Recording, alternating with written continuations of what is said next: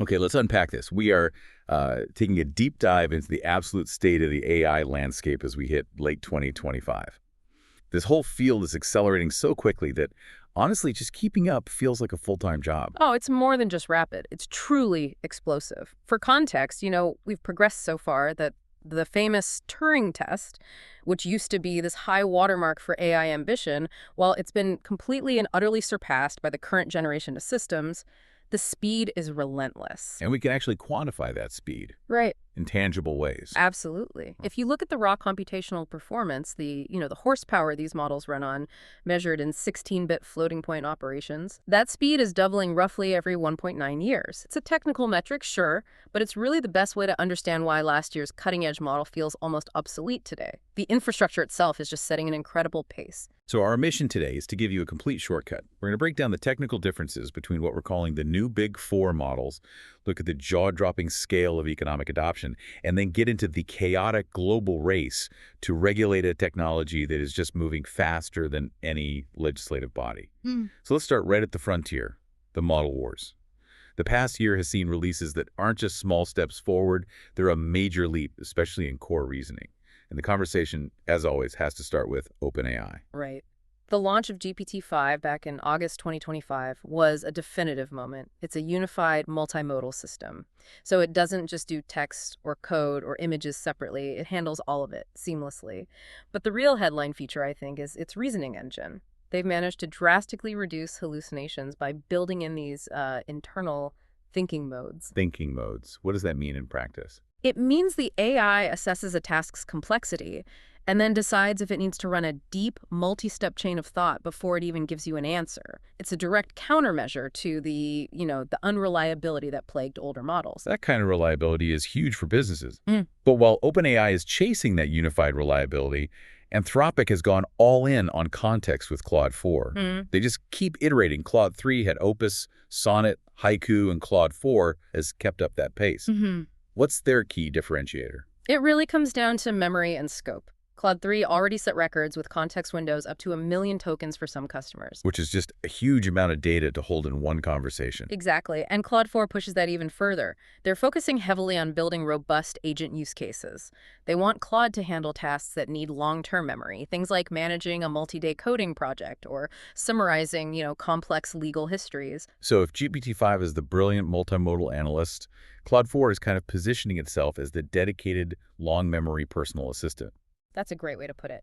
And then, of course, you have Google, which is leveraging its massive global footprint. They've finally done it, unified everything, Bard, Duet AI under the one Gemini brand. And the power of their Gemini 2.5 isn't just the model itself, it's this sheer integration into everyone's life. That's their moat. That's their biggest advantage.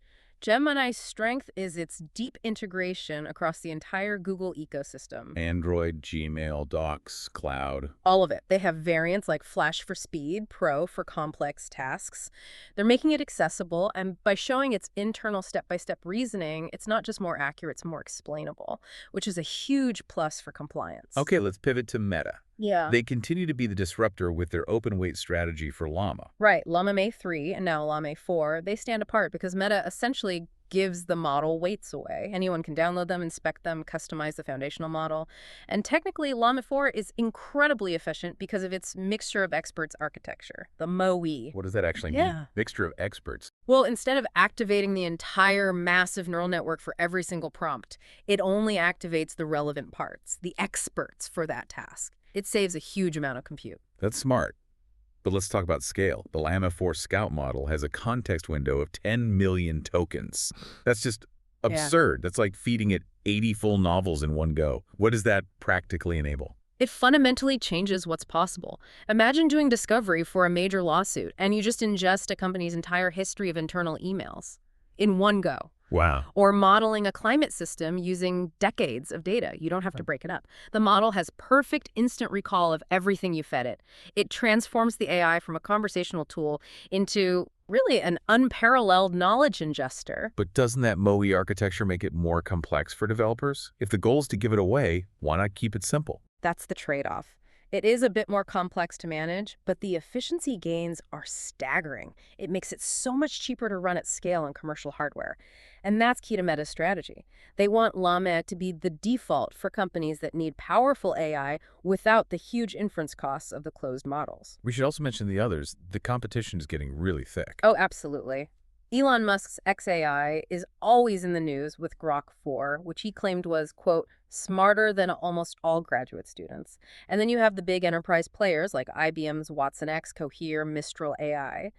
The fascinating part is how the market is segmenting. Performance at the very top is starting to converge, but they're diverging on things like context windows, efficiency, and that big philosophical divide, closed versus open weight. Here's where it gets really tangible. Forget specialized tech. Yeah. Generative AI is basically a global utility now, and the adoption numbers are they're mind-boggling. They are far beyond staggering. I mean, we are talking about OpenAI's ChatGPT serving 800 million weekly active users. Just think about that. It doubled its user base in 6 months. That makes it one of the largest digital platforms in human history. It rivals the biggest social media players. This isn't a niche tool anymore. It's a fundamental shift in how people search and write and create. And businesses are putting it everywhere. A recent survey showed 72% of business leaders were using generative AI at least once a week by mid-2024.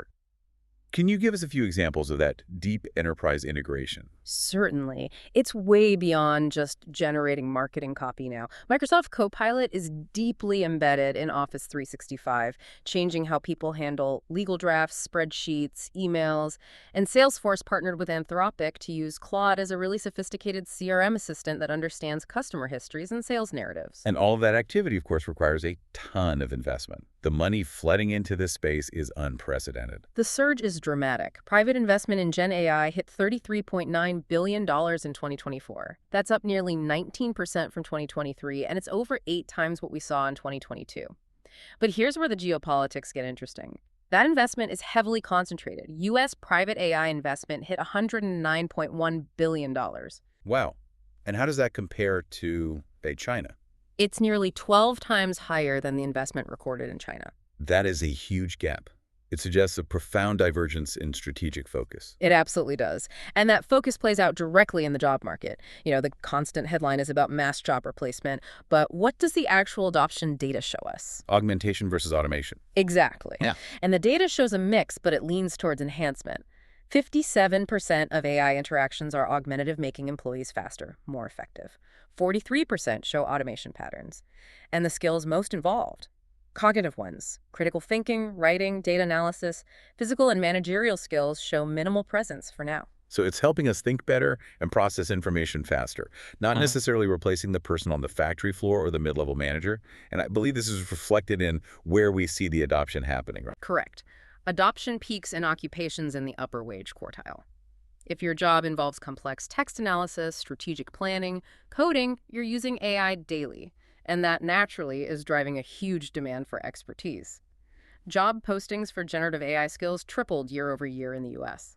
It's also worth noting the global picture.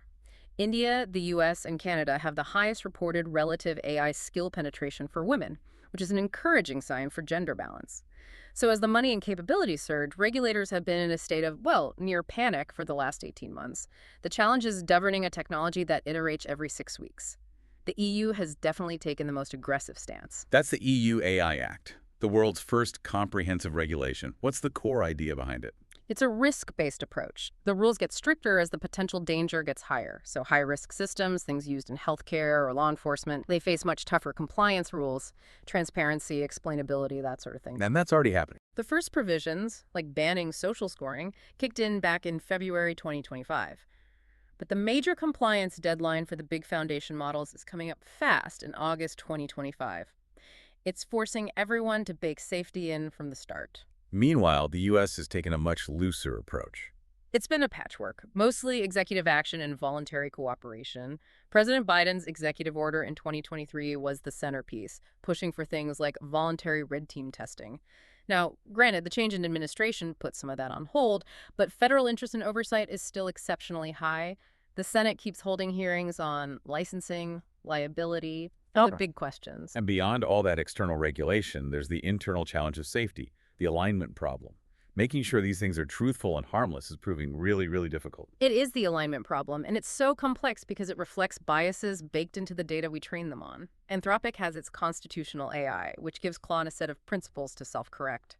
But research shows that even the most advanced, explicitly unbiased models, GPT-4, Claude 3 Sonnet, still show implicit biases. Like what? Associating negative terms with certain racial groups or favoring men for leadership roles, it's not a simple bug you can patch. It's a pervasive issue.